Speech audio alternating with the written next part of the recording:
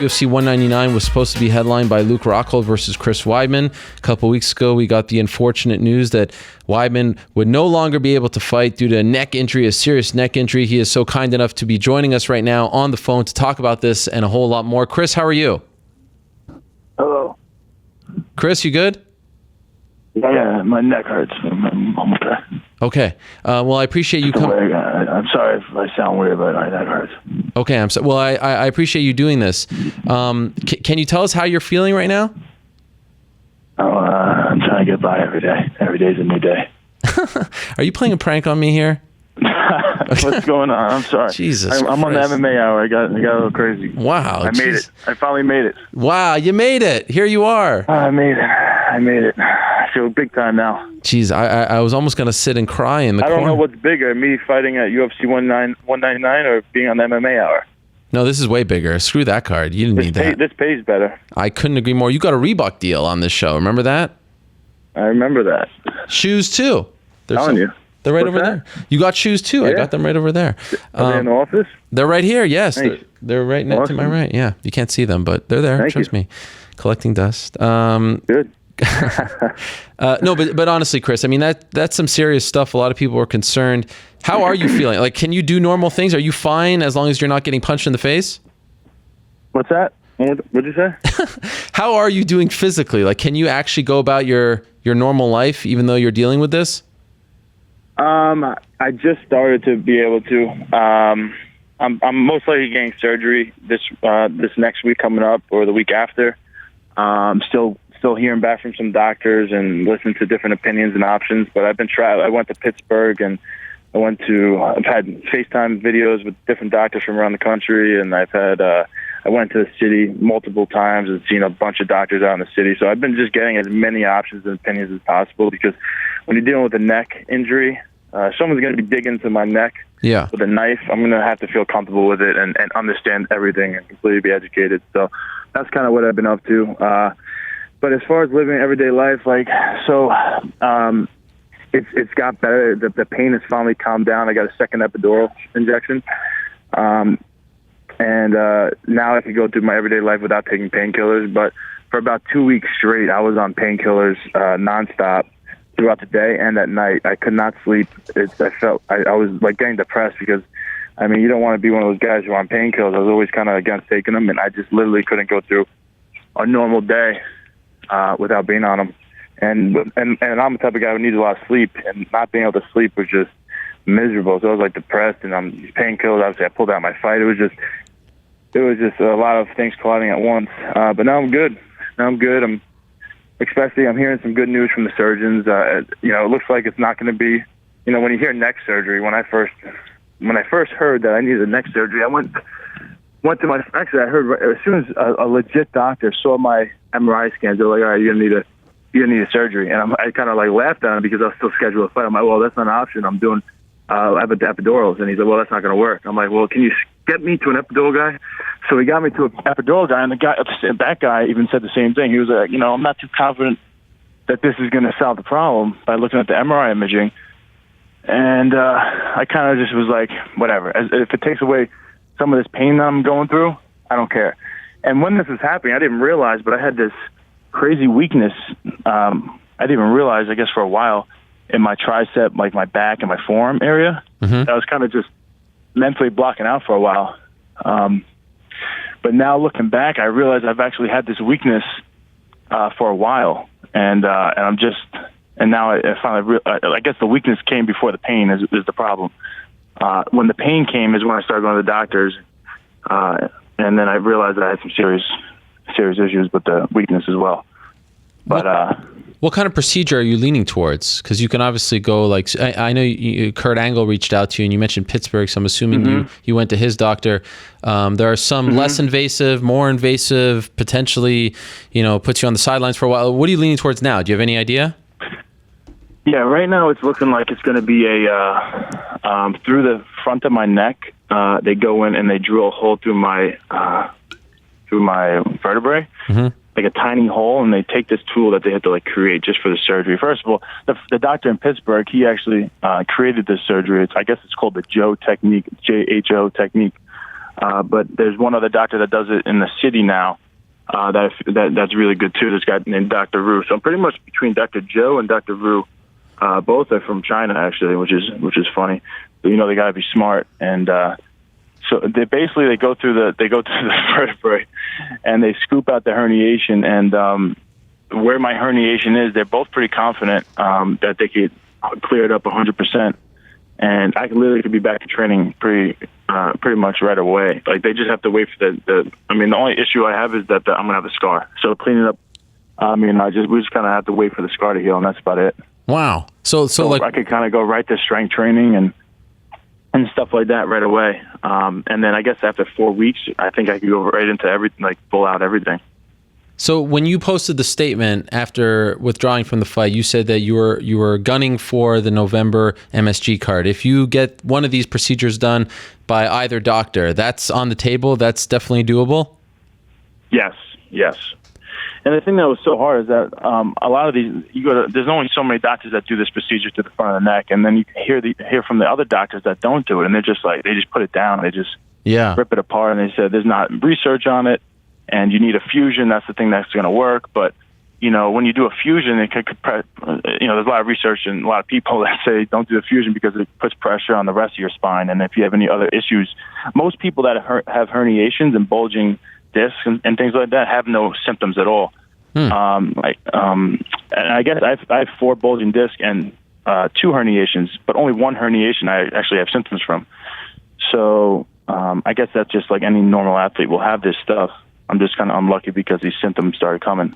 So how do you pick one? I knew. Now I'm looking back, it's crazy because at the NCAA's wrestling tournament, which was I guess a couple months back, it was like in the beginning of my training camp. Yeah, I was in pretty good shape. My weight was low, and I could always bang it. One of my exercises that I was actually good at was pull-ups. Always, I kind of suck at everything else, but pull-ups I could always get 20 to like 30 pull-ups easy. Okay, at least 20 easy. So I'm at this NCAA tournament. The military guys up front, and they have a pull-up bar, and I'm like, and everyone kind of knew who I was. They're like, Weidman, let's you do it, and they got me to go up there. I'm like, all right, I'm just doing 20. I'm jumping off. I'm not doing any more than that. I got to 12, and I was struggling at 6, and I'm like, what the hell's going on with me? And I didn't put it together. I blamed it on like maybe I haven't done pull-ups in a while. I don't know. Maybe I'm a little heavier. I don't know. I just kind of like blamed it on different things. But now I'm looking back. I'm like, man, I must have had this weakness. I don't know when this weakness started. It's hard to put your finger on it. And then also push-ups was another issue. I'd be doing, Ray would have me be hitting the bag and then have me do 20 push-ups. And it was I get the 20, but it was a grind to get the 20 push-ups. Usually, I fly obviously right through that. No secret you've had ups and downs in your life, your career, all that stuff. But the moment where you had to say, and it wasn't that long, it was like 2.5 weeks ago, 2.5 weeks out, when you had to say that you can't do this fight and knowing how much it meant to you and how much the loss meant, what was that day like for you?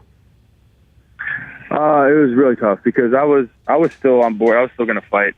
I was because I was in such good shape, man. I was feeling better than I ever felt. And so to back out of this fight was just blew my mind because I was just, there was no thought in my mind I was ever going to back out of this fight. No matter what. So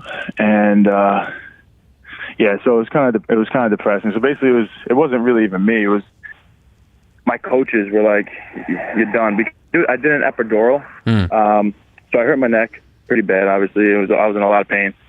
And it wasn't from like anything crazy. It wasn't like I got, my neck, I didn't get dropped on my neck or anything. Nothing really happened. I just kind of woke up with it after, working out the day before, and it was pretty damn painful. So we ended up getting epidural after seeing the MRI images. And after the epidural for like a day, I felt good. I'm like, no, I'm going to work through this. So I started working out, and then another day later, I was in so much pain again. It was bad. And so we were scheduled another epidural, but we had to wait like another couple of days until we're allowed to do an epidural. You have to wait a certain amount of time. And there was no guarantee the epidural was going to work, and the surgeons and even the pain people were like, it's probably not going to work. If the first one didn't work, it's probably not going to work again. And my coaches were kind of like, listen, you got this weakness, and you're in this much pain. I wasn't sleeping. So I was still trying to get these workouts in, but it was pretty bad. And my coaches were like, you can't do this. They weren't going to let me. And I kind of got double teamed by Mark Henry and Ray Longo. Damn. and they were like, and I was kind of devastated. But if the closest people to me, who love me and want to see me do great things, are telling me that they're not going to let me fight, I mean, there's not much I can do.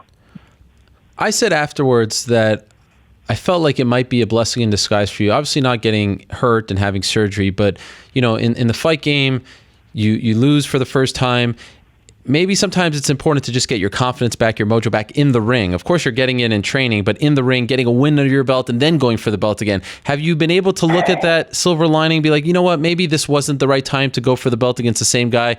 Maybe this delays thing. I return, in November in New York. And, because these little things, right, this is how your career unfolds. Have you been able to look at the bright side or not yet? I see your point. I don't see honestly, I couldn't imagine me losing this next fight with him. I just felt so damn good. So that's what sucks. I just felt so ready more than ever. Especially, even training with, switching things up, training with Mark Henry a lot more studying of the tape and like getting to know Luke's style and the things we were working on. I mean, I just felt so confident against Luke that it was really hard for me to imagine losing to him. So, have you been told that upon returning, if it is MSG, and what a scene that would be for you, you were one of the main guys pushing for all of this as far as fighters are concerned. Have you been told that you're getting a title shot upon returning?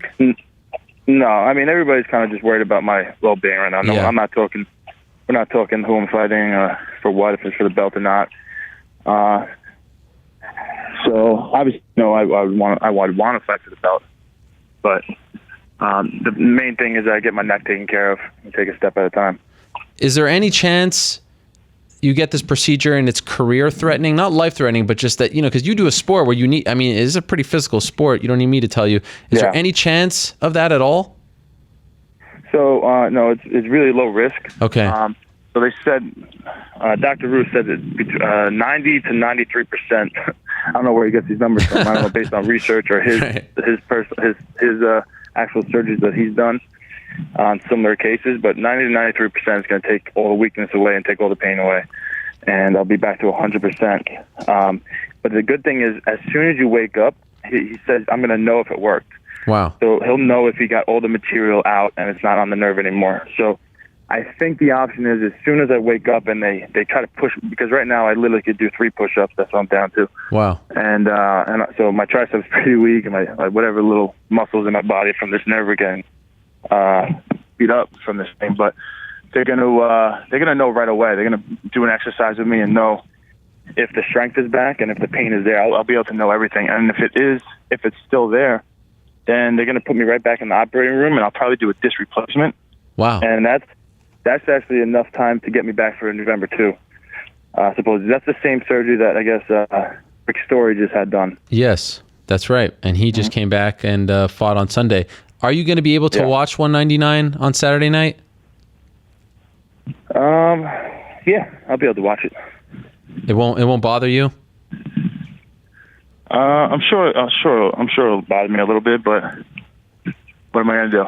Right. I gave a gift. Gave him 2 gifts. So. What's the second gift? Bisping? The first gift was me throwing that spinning back kick. Right. Okay. And the second gift was Bisping on a silver platter. You don't think he has a shot? The easiest title fight in the history of title fights. So you're not picking Bisping. You don't think he has a chance? I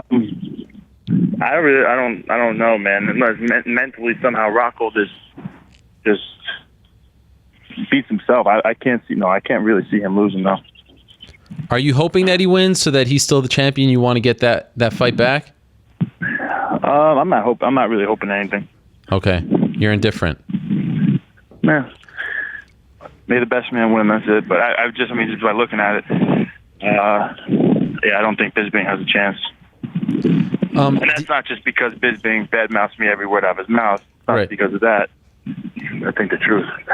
Did you see some of the things that were said? I mean, did that get under your skin when you're dealing with injury and people saying that you're weak and all that stuff? That I'm weak? Yeah, he was saying that he sent out a tweet about when he was trying to get the fight. I think about how you broke down or something. And I know you received some shots from other people because it's not the first time you pulled out of a fight. Did that bother you? Yeah. It was no. I don't even know if I saw the Bisping thing, but I mean, Bisping, like, I mean, these are things that it was uncontrollable. You know, it's not something. It wasn't like I was training unsmart and I did something stupid. This is just something that was uncontrollable that happened. I mean, it's kind of like me making fun of Bisping's eye. I really wouldn't do that. And calling him out on if he needed to get his eye surgery or not. I mean, it's just kind of stupid. So, obviously, he's going to have to take care of what he's got to take care of, and not going to make fun of somebody that has something that he can't control. So, did you actually speak to Kurt Angle? I saw him reach out to you. Did you guys actually talk on the phone? Did he give you any kind of good advice? No, we've been we're texting and direct messaging back and forth, and he gave me a lot of great advice. Him, and then I actually had a phone call. I had a 45-minute conversation with Mark Coleman. Wow! Because he actually got the same surgery done from Dr. Joe in Pittsburgh. Okay. So he was high on it. I mean, I guess he walked right out of there feeling 100%, and he had issues in his neck for about 2 years, but he said, you know, he just had to take these fights. He couldn't do the surgeries, and then he found out, and then Kurt Angle reached out to him and told him about Dr. Joe, and he went to him and got it taken care of, and he was like, the first thing in his mind was that he wanted to pay back all of his sparring partners, all his training partners for the past 2 years from taking advantage of him. Wow. That's amazing. The legend Mark Coleman. Okay, I found the tweet, by the way. I just want to be accurate here. He said, training camps separate the boys from the men. This sport isn't for everyone. 2 weeks notice, I'm down. I've seen less brittle Pringles than some of these middleweights. Hashtag USADA. That's what Bisping tweeted when the news came out that you had to pull out. So just for the record. Yeah. I hope the USADA thing's not a shot at me, because right. I've never taken anything in my life, and I don't think anybody would ever say that I have. And there's a lot of people that say that Bisping has, like his friend Rampage. So I don't know, and that's a guy who's very close to him. So I don't know why he would hashtag USADA. He's got his people that were closest to him calling him out. So be careful what you're saying, buddy. So when do you decide? Like, how soon? And as far as pulling out of fights, I saw an article that bothered me. It said like I pulled out 4 times. I pulled out of 4 title fights, and I didn't. So that's not a fact. It was this one, the Rockhold one, and one with Vitor that we postponed 2 months. So those are the only times I actually pulled out. The other time was because of was it Lyoto? When the other time was because Vitor Belfort actually failed the drug test, and then they weren't sure who they're going to give me. They ended up giving me Lyoto Machida, but at the same time I had a knee injury. So I'm like, you know what? Let me get this knee injury taken care of while they're figuring out who I'm going to fight. And so I moved it like 2 months down the line to fight Lyoto, but that wasn't my fault. Like, let me just take care of myself because Vitor failed the drug test. When do you decide which surgery you're going to go with, and when would you like to have this surgery? I'm assuming sooner rather than later, right? Yeah, it's going to be sooner than later. Is it the possible? other thing I was running into was like some doctors are saying you got to get this taken care of now, like ASAP, because the nerve is getting damaged every second by every day. And then other doctors are like, you know, there's a good chance if you just wait another couple of weeks, it just goes away completely and you're back to normal. Wow. And so I'm like, damn, I don't know what to believe. But it looks like I'm probably going to be getting surgery the next week or 2. And by the way, how difficult is that? I mean, at the end of the day, how do you even decide which route to go when you have people, you know, you have one doctor bashing one procedure, another, you know what I mean? Like, I can't imagine how tough of a decision that is. How do you end up picking one? This is your life. This is your health. I mean, I haven't made the final decision yet, but I'll tell you, I'm just trying to do everything I can in my power to use my brain, you know, just educate myself and speak to as many smart people as possible, get as many opinions as possible from as many doctors, and even talk to my friends. I want to know what my friends and my family think. At the end of the day, I'm, pray and use my brain and make a decision, and I won't look back. By the way, before I let you go, speaking of one of your friends, Aljamain Sterling suffered a tough loss on Sunday. Did you happen to speak to him afterwards? And if so, did you share any advice? What did you take away from that you can help? Because, sometimes you don't need me to tell you again, loss early in your career could be maybe the best thing to happen to you, right? It helps change things up, humble you, whatever the case may be. Have you been able to speak to him at all? Yeah, I mean, I didn't speak to him on the phone yet. Okay. But we went back and forth on text messages, and I pretty much just said what you said. You know, I think this is going to be. This kid is so talented. It's not like you looked at that fight and said this kid is not anywhere close to how good we thought he was. He is as good as we thought he was. Caraway did a good job. He made some smart moves in there and won the second and third round. I mean, there was small mistakes in there. I wouldn't call it mistakes because it's all about learning, and I think he's going to learn a lot out of that. But there was times where, you know, Caraway was on takedowns and he decided to go for the choke instead of really fighting defense, and the guillotines, I think, kind of gave Caraway the takedowns. I mean, but I was impressed with Caraway, man. He chased the back like an animal on the cage and stuff. The way he was trying to take the back and the way he kept Aljamain down is impressive because I know how good Aljamain is. So all credit to Caraway with the win, but I think this is going to only help Aljamain get that much better. Final thing, Chris, I know maybe you were a little hesitant to, how to put this out because of the feedback from people, but I couldn't help but notice when you posted your statement, all the positive messages that you received from fans. Did that surprise you at all? Did that blow you away? It felt like it was like 95%, if not more, in your favor, people supporting you. I thought it was pretty cool in this day and age where you often hear about negativity online. Did you even read that stuff? Did you notice it? I did. I usually try not to read as much as I can, but I think I peeked the first couple. I'm like, oh, wow, they're actually nice. Yeah. And then I had to keep them going down. I'm like, wow, they're still nice. So I kept on going. Yeah, it was really nice, man. I appreciate everybody who, wrote something nice to me and supported me throughout the tough times. Usually it's the fair weather fans, and especially when you pull out a fight, people get pissed. But I think because I was honest with everybody, let everybody know exactly as much detail as I could with what happened with me, with, the injury, the weakness, and it being my neck. People understood where I was coming from. It was amazing. I was blown away, pleasantly surprised. Also pleasantly surprised, I must say, to hear the kind of spirits that you're in right now. You seem to be in a pretty good place. This is not, I remember after that infamous Vitor injury, you came on via Skype and you were clearly down, but you seem to be handling this very well. So at first, this kind of started off a little rough, I got to say, with your voice. You scared the crap out of me. You're like, oh man, this guy's living like in some crack house somewhere. Yes, a hermit. Stoned. Yes. So I don't know. Maybe it's because I experienced that like 20 minutes ago, and now here you are, laughing and stuff. But this is great to hear. I'm pleasantly surprised as well. So thank you for reassuring me, Chris. Yeah, no, thank you. Thanks for having me on. I appreciate it. My pleasure. Get well soon. Keep us posted on the surgery, and I wish the best for you, my man. I hope everything goes well. I hope you get a quick recovery and the surgery is great, and that you can realize that dream of fighting at MSG, because it wouldn't be the same without you. No one deserves it more than you. I don't care what anyone says, because you did the work on the front line. So good luck to you, and please keep us posted. All right, man. Thank you. Take care. All right. There he is, Chris Weidman, stopping by. Great to hear from him, and great to hear that he is in good spirits as well.